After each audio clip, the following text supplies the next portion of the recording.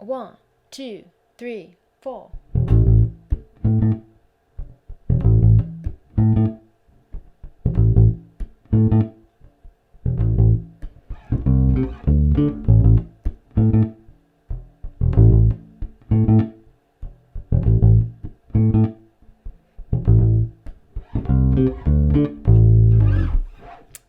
Hey everybody, today we're getting funky and we're playing some octaves and it's gonna be awesome.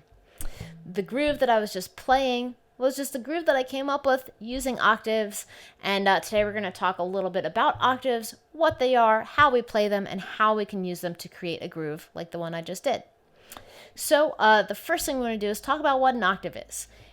It's essentially the same note, like if we're playing an A, but we want to play it higher pitched, it would be an octave higher. So if we find our A here on the 5th fret of our E string, and we essentially just played up a major scale, and we went 1, 2, 3, 4, 5, 6, 7, 8, that 8th note, 8, octave, makes sense. We land miraculously at another A. You can hear that this note is a low A, this note is a high A. It's awesome. In the world of bass, this is used quite frequently, especially in funk music, especially in disco. Lots of cool funk records. James Brown, oh my gosh, so many octaves being used on those records. And the cool thing about it is it falls pretty nicely on the fretboard. You do want to watch out for one thing. So if I'm playing this, I have my root note on my A, the 5th fret of my E string, and the octave is going to be on the 7th fret of my D string. So right here. Now you may say, Ryan, you're not using your 4-fret span, which would technically mean 1 finger per fret. You would say, oh, well, why aren't you going to use your 3rd finger? And I say because it's awkward and it kind of hurts.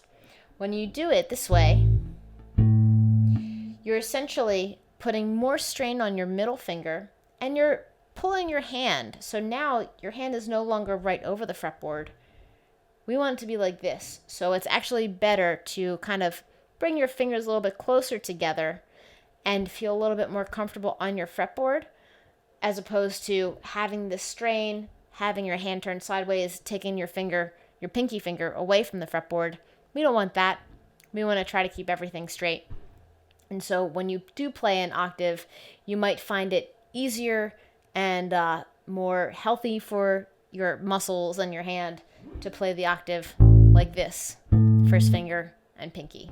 1st finger and pinky. So that's how I like to play an octave, and I hope you like to play it that way too. So now let's talk about a certain exercise that you can do to help practice this. I like to take the octaves and kind of make up a chord progression and just play through the chord progression. So I'm going to say, well, I'll be in the key of A, and my chord progression is going to go 1, 4, 5. So I'm going to go play a major scale. 1, 2, 3, 4, 5, 6, 7, 8. I'm going to play my root note, my 4, and then my 5. So I'm going to go and just play the root note and the octave for 1 bar each, going from my 1 chord to my 4 chord to my 5 chord, and then I'll come back to 1, and it'll sound like this.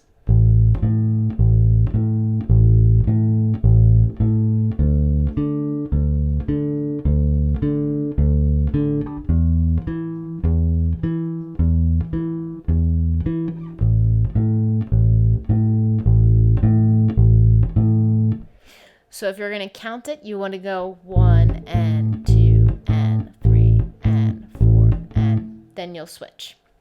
Do the same thing on your 4 chord. Go up to your 5, the E, and then back to A. Now, this exercise actually appears in Bass Player Magazine. I wrote a column for them, and this is one of the exercises that I use to tell you a little bit about octaves. So it has the stamp of approval, and it's an exercise that I like using just to warm up my hands and get comfortable playing these octaves. So I hope you dug that exercise, and now let's talk about the groove. So the groove is pretty funky.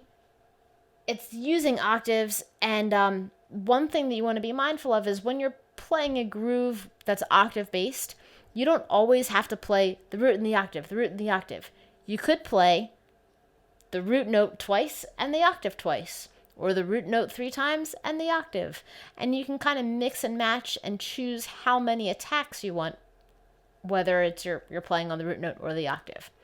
So for this particular groove, I decided I want to play 2 attacks on the root note and then kind of have a call and response with the octave. So here's my call, response, call, response.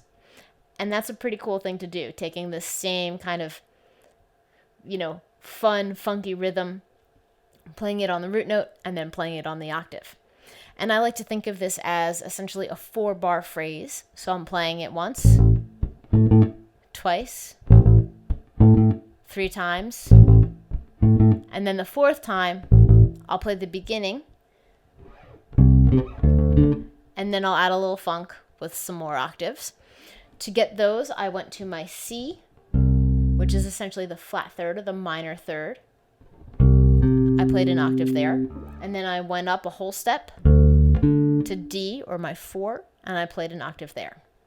So when you do this, make sure you get comfortable again with those 2 quick attacks on the root note, 2 quick attacks on the octave. You do that 3 times, and then you play the 2 quick attacks on the root note, and then the octaves on the C and the D. Here is the full groove for you.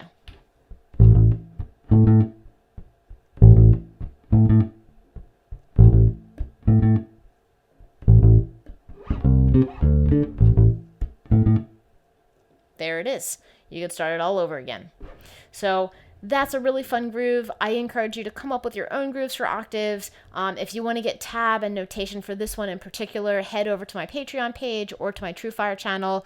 You'll find this video and a couple extra goodies, and I hope you dig it. Please subscribe to my channel, and check out my website. Have fun, happy practicing, keep it groovy.